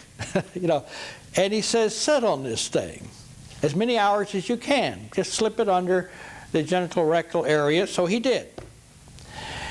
And in a month's time, he was now getting up once at night and no evidence that the prostate was swollen anymore. So he had a friend that had the same problem. So he loaned him his magnet that had been loaned to him. And in 1 month, he wasn't having any problem. Now, the 2 of them had a friend with the same problem. But he was scheduled for surgery to remove this swollen prostate. But fortunately, the surgeon was on vacation for a month. So he had 1 month to sit on this magnet. And in 1 month's time, when the surgeon came back, examined him ready for surgery, for which had already been scheduled, his prostate wasn't swollen, and he said, you don't need surgery. Now, I just want you to realize that this prostate is something that a lot of men have a problem with. Just like women have a problem with cancer of the breast, men have a problem with cancer of the prostate. And a swollen prostate precedes that. You can head this off. You can head this off by treating it, and I have it right in here. I have the pelvic treatment for men, and the pelvic treatment for women. Right in this little booklet, and it tells you what to do, and you don't have to have a doctor to help you do it. You see? So women can head off getting cancer of the breast by sleeping at night, magnet like this on their breast. And if they do have any little sore spot, they can attach that to it and it'll have a deeper penetration. Just sleep at night.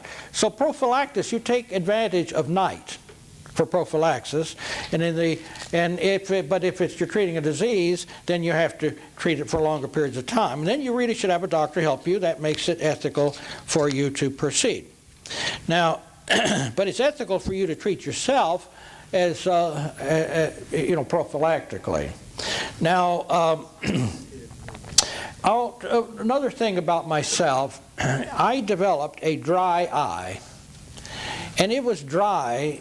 My right eye was so dry that I had to carry some fluid, eye drops, in my pocket and put it in. Otherwise, my eye was continually red. So I figured, well, I must be getting some little arteriosclerosis. I must not be getting enough blood supply there. So I took this magnet, and at night I would sleep with the magnet on the side of my head. Whenever I'd turn on the left side, I just propped this up and slept with it like that. Well, in a few weeks, there was no dry eye anymore. And then a little later, I just had the chance, just a routine, go to the doctor. I don't really have any eye trouble, but, age had something to do with why I wear glasses, and that's all. But anyway, so just a review. And he examined my eyes, the eye grounds, and he said, I have never seen a man your age without some evidence of arteriosclerosis in the eye grounds. He says, you have none. And that's just why I'm just showing you that you can treat these things ahead of time. And if you're getting little minor symptoms, start in treating them. And you don't have to have a doctor to do this kind of prophylactic thing. You can reverse your arteriosclerosis if it's beginning. You can prevent it from developing. Well, okay, a lot about the heart. Whether a man or a woman. We have a lot of trouble with the heart. A lot of people do. All right, take this magnet. A woman could just slip it under her bra and hold it in place. And a man, the way I like to, is take a little small magnet like this and just hold it on my underwear, you see? And it'll just stick right and hold it on the underwear. And just over your heart. I often wear one of these. I don't have any heart trouble, and I don't want any either. And I'm doing it because I don't want any heart trouble. But due to my age, I have to assume that some arteriosclerosis is trying to develop.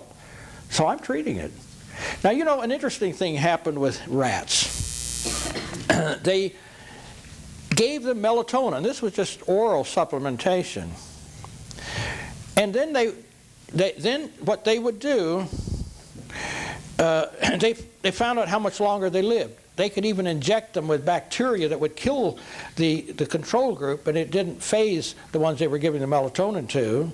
This is anti-infectious, definitely. Melatonin is. Well, anyway, the rats lived longer, and if we equate that to human lifespan, it will be 20 years. Is it possible that if you treat yourself with magnets, prevent the development of diseases, you'll live 20 years longer? I think so. Because you can head off these diseases. But like I say, please do a rotation diet. Why walk a tightrope? Even though we can show that we can relieve symptoms of a food reaction, why have the reaction at all if you can prevent it? So rotate the foods and take that very seriously as a lifestyle. Now, this is, there are values in certain kinds of, whether it's vegetarianism or something else you may espouse, but it really doesn't matter. Rotate your foods. I don't care what kind of particular otherwise way that you would like to live, please rotate your foods so that you won't, and everybody's going to start rotating or reacting to food sooner or less as they get older. So rotate the foods, then use all these magnets to help. Now, let's just start going through some of these. Let's take a little magnet like this. This is called a little neodymium magnet. It's a 1/2 inch across. If you're going to a small lesion, whether it's cancer you ought to treat all of your moles and your warts. They are skin infections, viral skin infections, and you just tape that right on to the area and leave it there. And it may take 6 weeks, it may take 3 months to get rid of that, but it'll simply die out and new skin will grow where that was and it'll disappear. You do the same thing with a scar, but if it's no bigger than this, and this is easy, you just take one of these little spot tape, little round discs, and hold it on with that. And so you really should get rid of all of these moles. They're all potential cancer, really. Moles and warts are potential cancer, and so you must get rid of them. So you should do that with these little magnets here, or if you need bigger magnets, if the lesion is bigger, then you go to a bigger magnet. Now here's a neodymium, which is the same material, only this is 1 inch across and 1/4 of an inch thick, you see? And you can pretty well hold that one on, tape it on, or if you have something that's bigger than 1 inch, then you go to this one.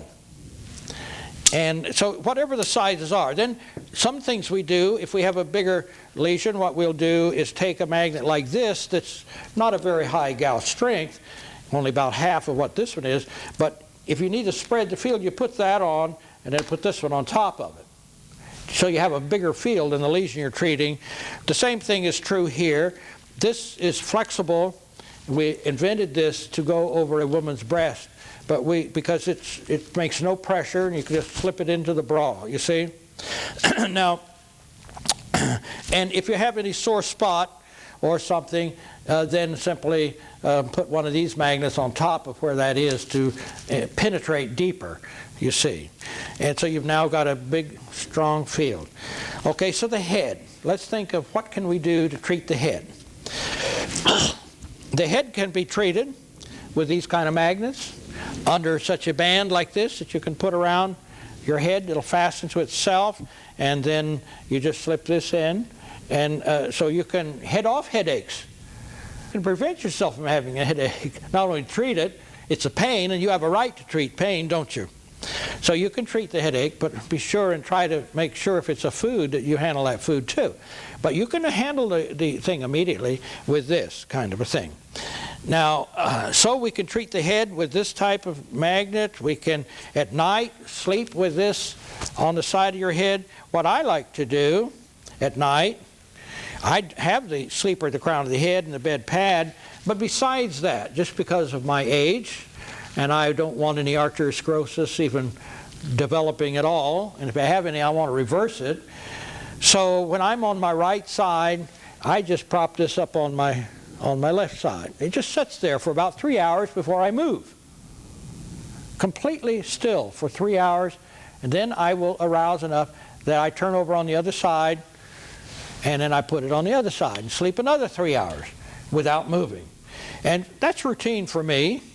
You can use just this by itself, but if you want to reinforce it more, you just put that on it. Or even better, to do something like this. Take this larger one. This is 5 by 12, and then you'd stick your magnet onto it. Then you can treat the side of your head, but it'll also lap over on the back, and now you're treating from the back as well as from the side, and that's at right angles, and you improve almost double the value of your magnetic field when you treat at right angles like that. In all tumors, we always treat them at right angles in the brain, and so to increase the field value. So you can head off reactions. If you know you're inclined to have certain types of reactions, you can head them off by using the magnets to head them off, but then you can prevent the development of the arteriosclerosis, the Alzheimer's, and so forth. Now, what are we going to do about the neck.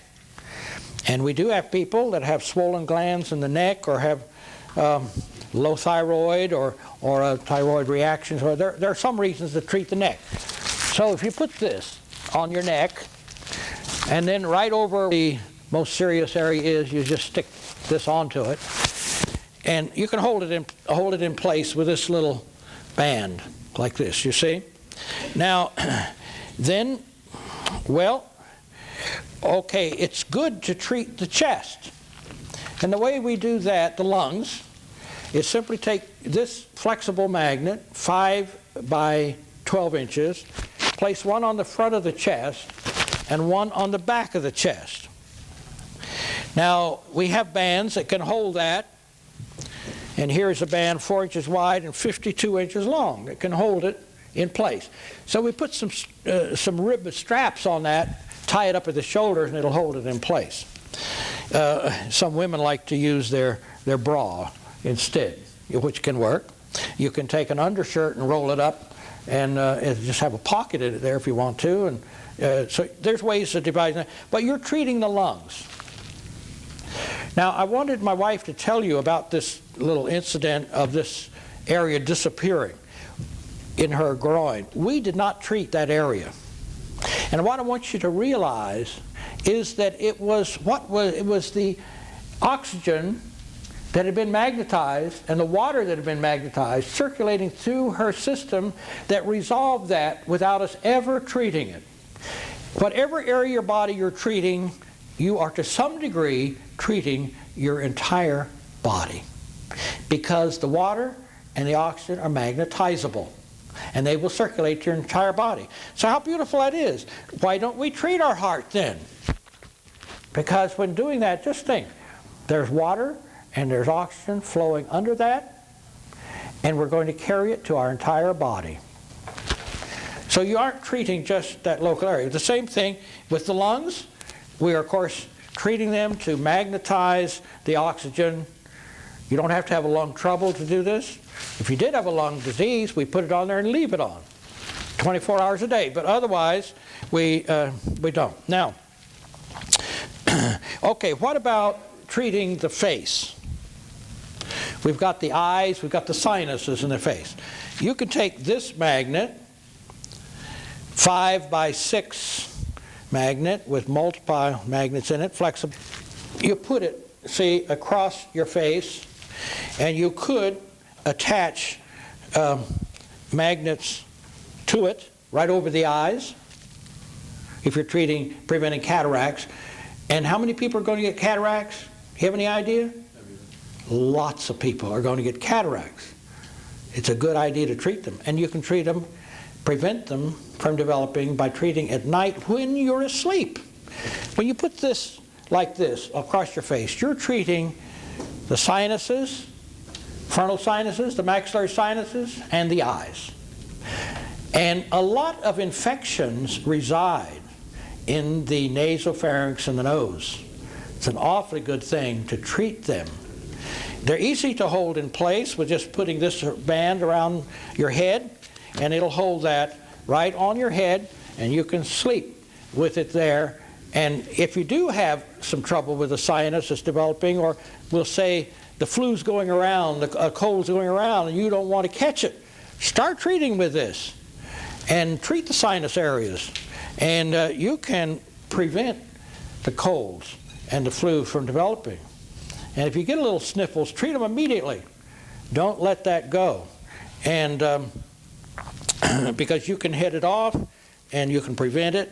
And if it does develop, the minor things you can treat them like this. We just understand that.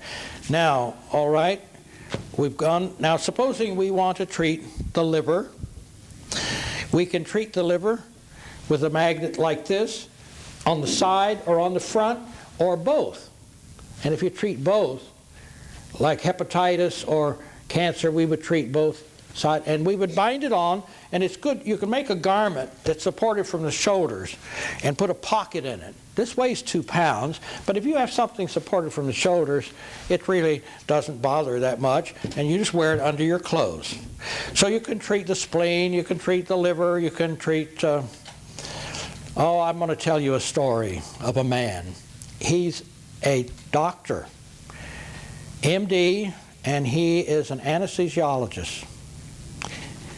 And his liver, his abdomen began to swell terribly.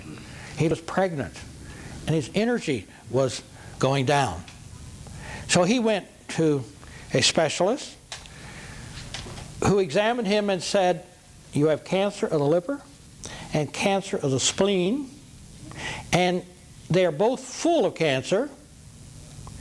Well, what can you do for me?" Well, what we can tell you is that in 4 or 5 months, you'd better be ready to die. We really don't have anything to offer you because your liver's too far gone, your spleen is too far gone.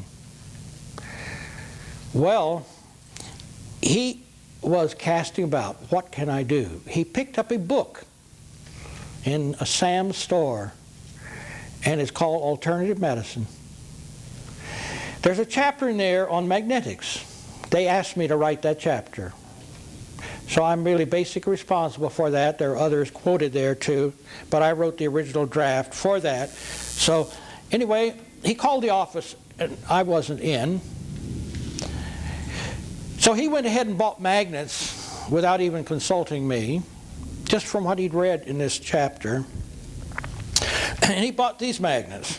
He bought a couple of these, and he treated his liver and he treated his spleen. He didn't call me till he'd already won the battle. And he said, everything is, my abdomen's gone down. He said, I'm happy. I haven't missed a day's work, he said. And I said, well, I said, put one on the side and one on the front. I said, that'll cover the liver even a little better. Well, all of his cancer markers, which was a fetal protein, is completely gone. His abdomen has completely gone down. He hasn't missed a day's work, and he hasn't died. It's been about a year now. He's written his own story up that you can probably read somewhere.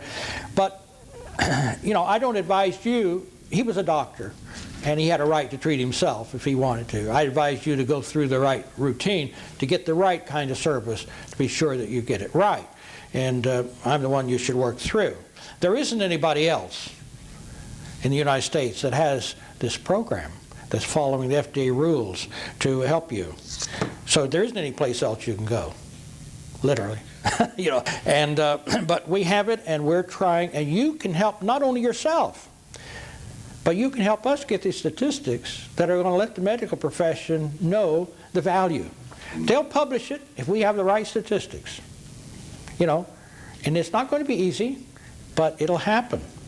Medicine does change if we just keep at it and keep trying, and that's what we're going to do. Now, let's see, so arteriosclerosis, where are the basic places we ought to treat? We ought to treat the heart. We ought to treat the brain. We ought to treat the carotids. This is one of the reasons to treat the neck, because the carotids are often involved. And so you put this around at night and stick a couple magnets on it, like this, to treat your carotid. Now, how are you going to treat the base of the brain? Because the circle of Willis at the base of the brain, there's a group of arteries and veins right around the base of the brain called the circle of Willis.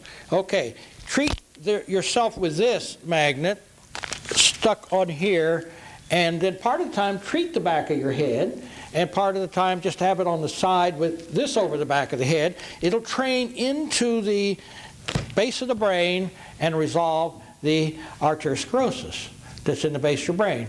And almost everybody's going to have some as they get older. So people that are older, and what do we call old? 40. Yeah, we'd better start at 40. I don't think 70 is old anymore. Now, somebody gets to be 80, I can understand that they're old. Of course, that's only 4 years away for me. But, 70 is not old anymore. But you should start and think about it, that when you're in your 40s, and when do these heart attacks start and everything? In your 40s and your 50s. And so you better develop magnetic lifestyles. How would that be? Magnetic lifestyles. I have a little saying that I like to say, without promise of a cure, magnetics is worth a try. I can't ethically claim the cure at this point until we can publish the statistics, but it's worth a try without us even promising a cure at this point. So treat your developing arteriosclerosis, your developing arthritis, and a lot of people have that, various kinds of arthritis. But this is good for all of them. I don't care which kind you're talking about. And any little pain you begin to get, rotate those foods and treat the local area. This will also keep the minerals in place in the bones. Sleeping on the bed will help you not develop those mineral problems in your bones. You know what happened when they took the astronauts, the Russian astronauts? They were really ill when they got back. But you know, they have a magnetic field, that all astronauts are in a magnetic field today, because if they don't, the bones demineralize. But with the proper magnetic field, they will not demineralize. It is the negative field that pulls the minerals into the bone and would help you not have osteoporosis. So how are we going to prevent Alzheimer's? We're going to treat the head just like we would with the for arteriosclerosis. But amyloidosis, which is Alzheimer's, is cerebral amyloidosis, but it occurs in lots of the places in the body. Diabetes predisposes to amyloidosis. Any infection predisposes to amyloidosis. There are amyloidosis of the liver, amyloidosis of the spleen, amyloidosis of the pancreas. You can get anywhere that it's acidic. Because what is that? You have deposited some gels that are amino acids, and when you go acidic, there's a solubility level. When you go acidic, the amino acids will gel into an insoluble gel. And so will the minerals become crystals and form stones and form problems, deposits. Now, that's all due to acidity, but it's reversible. So if you put a negative magnetic field over there and keep it alkaline gradually, that over a period of months will reverse, and they'll become soluble again because you keep the alkalinity there. Now, all right, what are we going to do? How are we going to prevent infections? Now, I've told you the difference between treating a disease and prophylaxis has to do with duration, not with placement. You see? And I'm giving you the placements for a prophylaxis. You can decide if you're going to use it for disease without a doctor. But really, I think that you ought to have a doctor. Certainly, if you get cancer, you'd better have a doctor.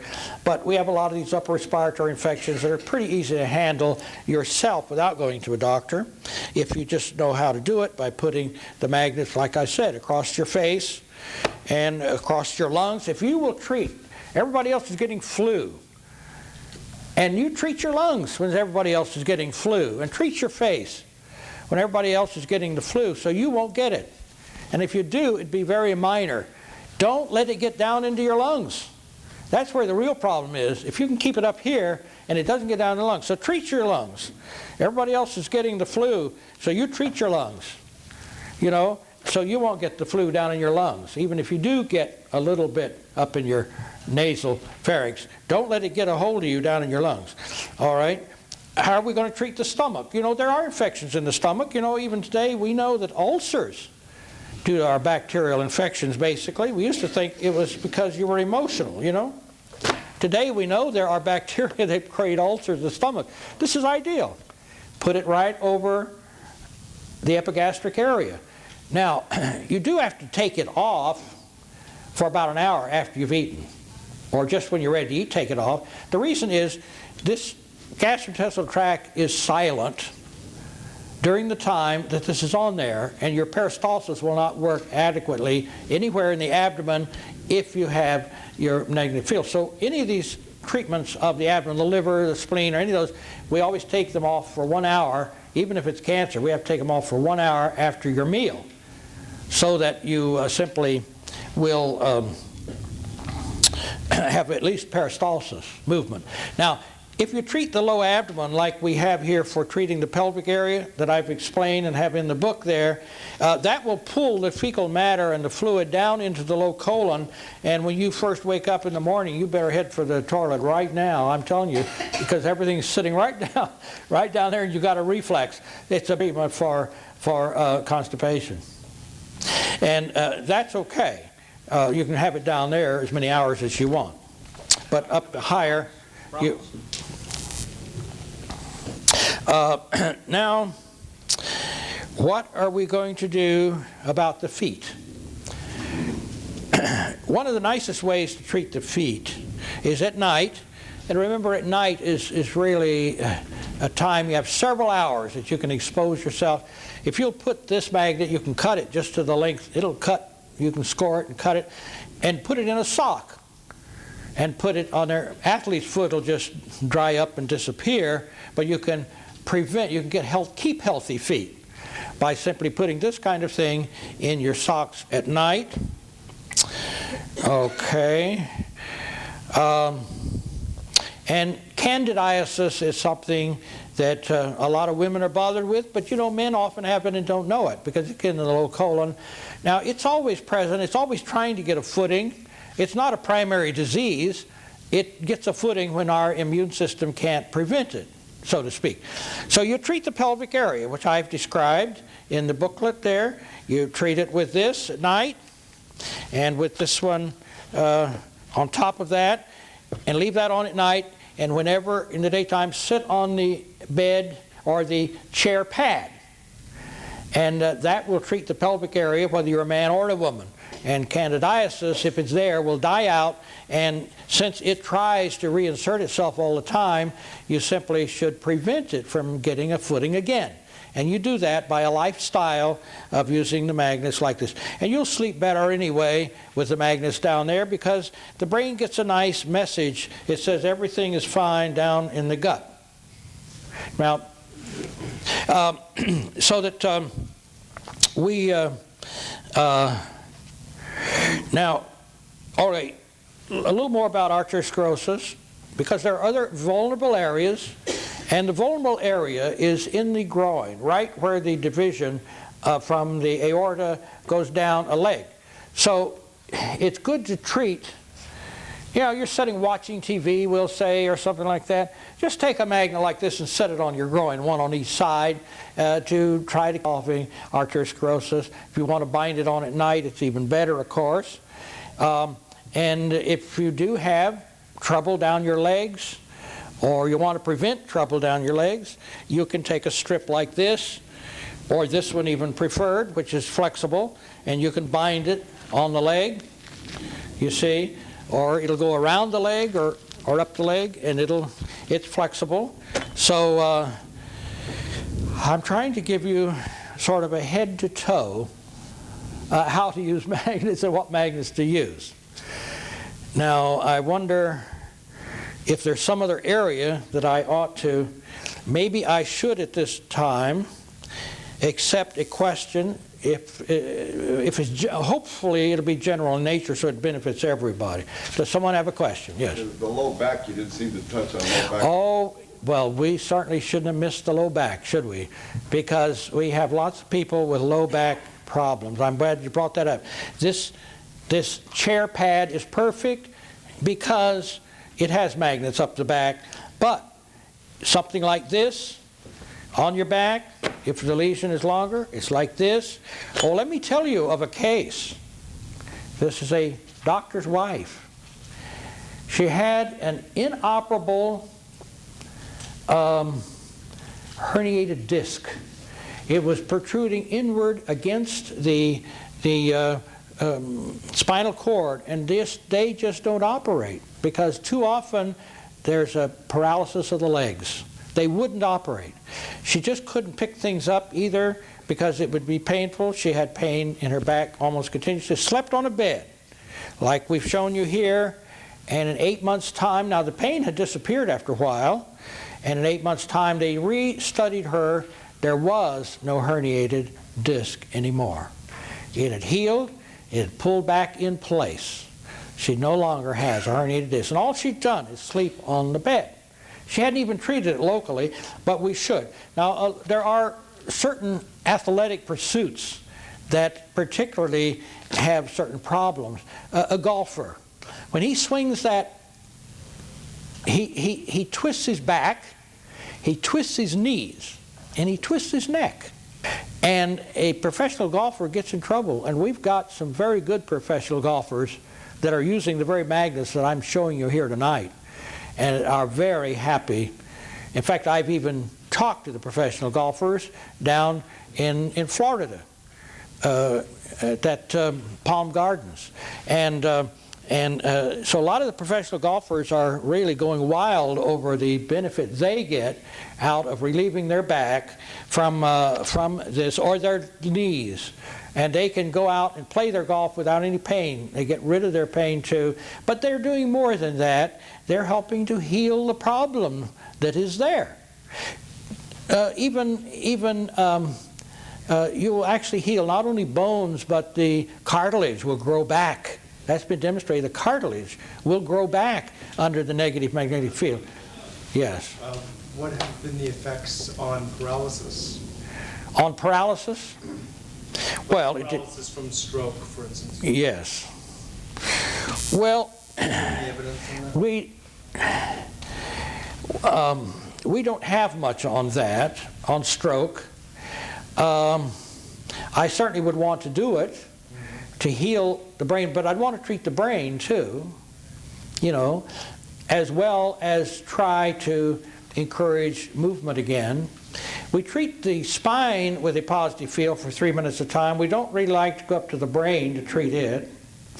Oh, somebody asked about a downside. Is there any downside to this? Not to the negative field, but a positive field does have a downside if you have it prolonged and frequent. If you use it up around the head, if we were to take this magnet and use it up around the head with a positive pole, you can feel excited. And it can feel good because it raises endorphins. But if you keep that up, then you can be an addict.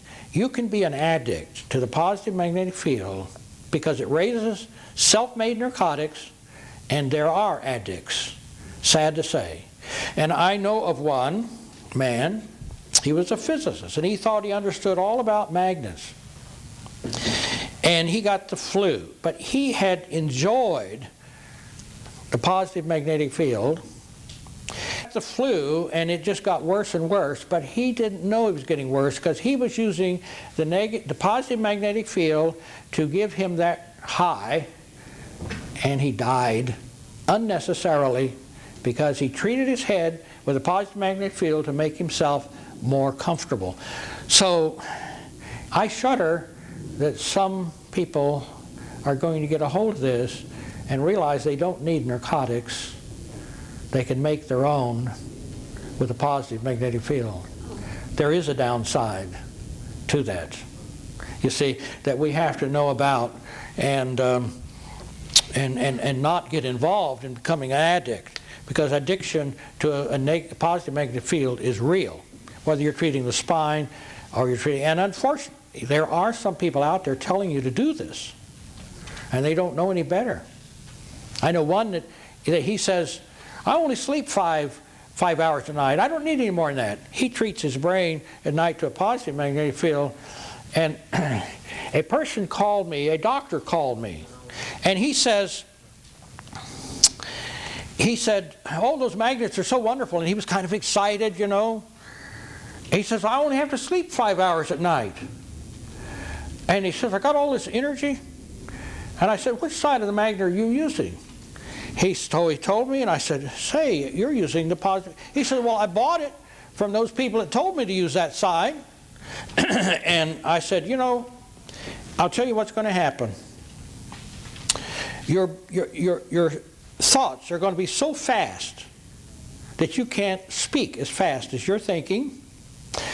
And I said, it's not good for you to sleep 5 hours at night. You need to sleep 8. And I said, you're preventing yourself. I said, you're going to wear out, you're going to get diseases of some kind, and you're going to die early. So he turned the pole over, and he called me back, and a few days later, and he says, my brain was already faster, my thoughts were already faster than I could talk. Now he's talking very calm. He was talking very excited and very fast before when he first called me. He's talking very calm. And he said, my thoughts now are not faster than I can speak. They were before. Sleeping full 8 hours and enjoying it. I said, well, now you have a chance to live a long life.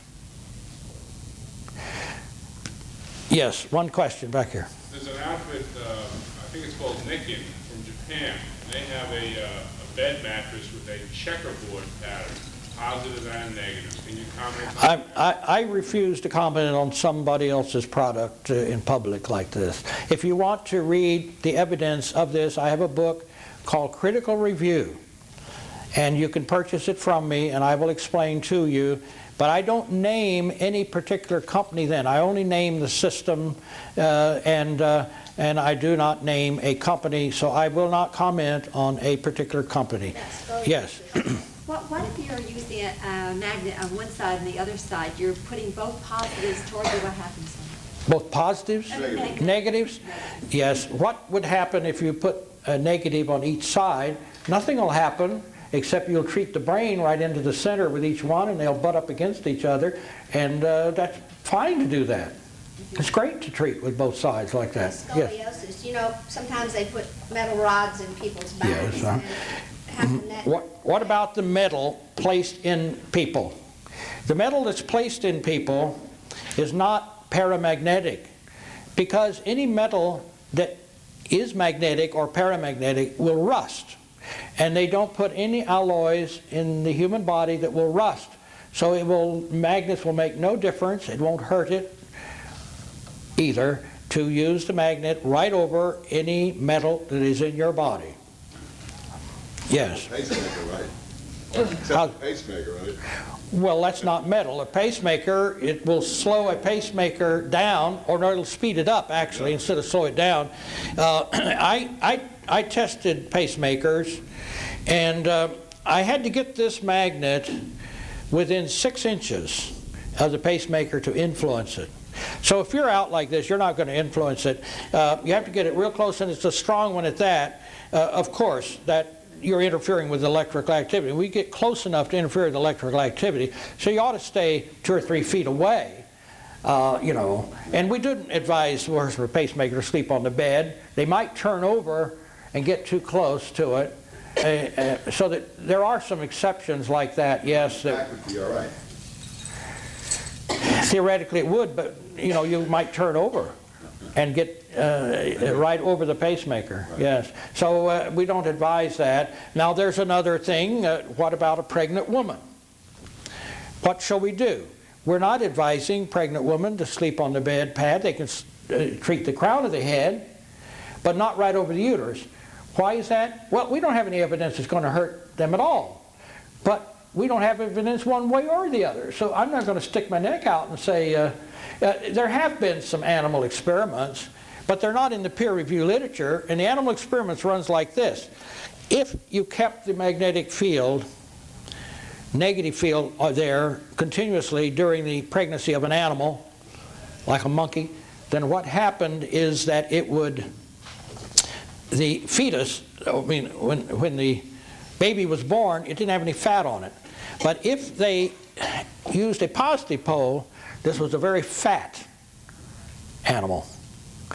And you can reduce fat with a negative pole. I'll tell you, our time is up in terms of Could I ask you one question? Give an example of this here rotation diet. How would you use it? Start out with, you start vegan.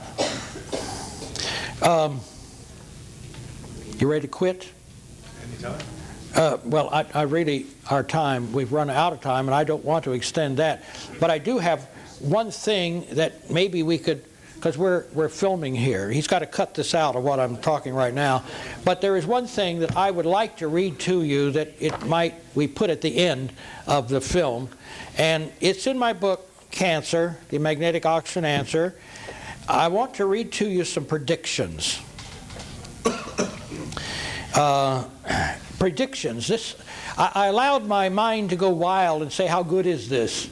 Just as a prediction basis, not total proof at this point, but a prediction basis. Now, this is, I say, the prediction for the use of the negative magnetic field. This is what I say is going to happen in my belief, from what I know. The magnetic field, it will prove to be the most used antibiotic for infections,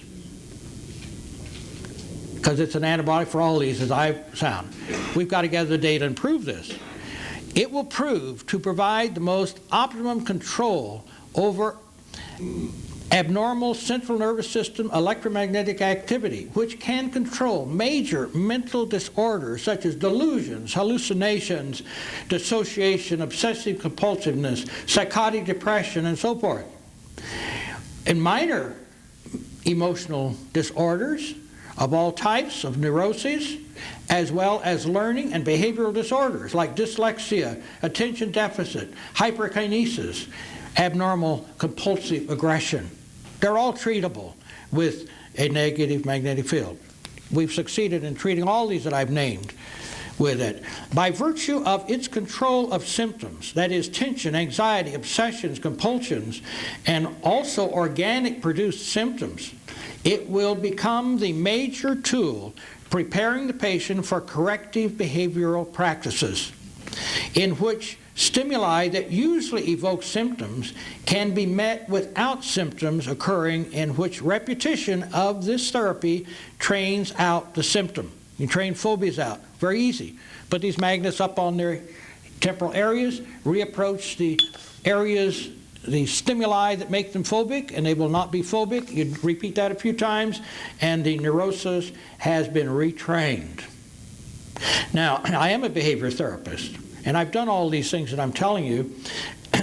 The negative pole, it will prove to be the most effective method resolving the arthromatous plaques of atherosclerosis. Not chelation, magnets. I've given thousands of chelations. This has it all over chelations. I've given thousands of ozone treatments. I've given several thousand hyperbaric oxygen treatments. This raises oxygen better and is more of an oxygenation treatment than any of these other oxygenation treatments. We have evidence that we can raise the, by 20%, we can raise the oxygen in the body by actual measurement. You can't do that with any techniques, not to that extent. And we can keep it raised up there by simply continuously treating. It will prove to be an effective resolver of insoluble amino acid gels of amyloid deposits, like in Alzheimer's disease and other organ amyloid deposits. It will prove effective in resolving insoluble calcium complex deposits around joints, heel spurs, or in the brain after an accident or infection, or kidney stones. It will prove effective in resolving scar tissue to normal tissue, returning it to normal tissue, whether on the skin or somewhere else inside the body. Scar tissue will simply disappear in a few months in the presence of this.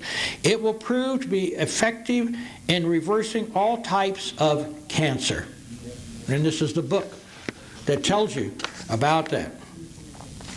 It will prove to be an effective treatment for superficial burns. It will prove to be effective in reversing X-ray and atomic exposure injuries. It will prove to raise the anabolic hormones, melatonin and growth hormone, when applied to the brain during sleep. The documented values of these two anabolic hormones in health maintenance is substantial. There's a very recent book called The Melatonin Miracle. I hope you all read it. Then you'll understand what we're talking about. And we're raising melatonin all the time. And we're raising growth hormone. My wife and I both, we have to cut our fingernails once a week. They grow so fast. It used to be about every 6 weeks. I have to get my hair cut twice as often as I used to because it grows that fast. And those are just some healthy things that we can tell you that happens to anybody that will go on this kind of a bed and so forth. Now, it will prove to be a correction for major sleep disorders when sleeping with the head in a negative magnetic field. Sleeping on a negative poled magnetic bed pad will have similar results. It will prove to be the most effective reliever of pain caused by local cellular hypoxia, that's lack of oxygen, of local cellular acidosis, and of local cellular toxicity, a local edema, and infections, and so forth. It will prove to be the most effective normalizer of local and systemic body pH. It will prove to be the energy that activates enzymes reversing reduced end products of oxidation reduction, such as free radical oxygen, hydrogen peroxide, acids, and thus return oxygen to its active molecular state. That's my prediction. Because I've seen all of them work, but the medical profession can't believe this until we have the statistics. I hope you can help us gather the statistics. Thank you.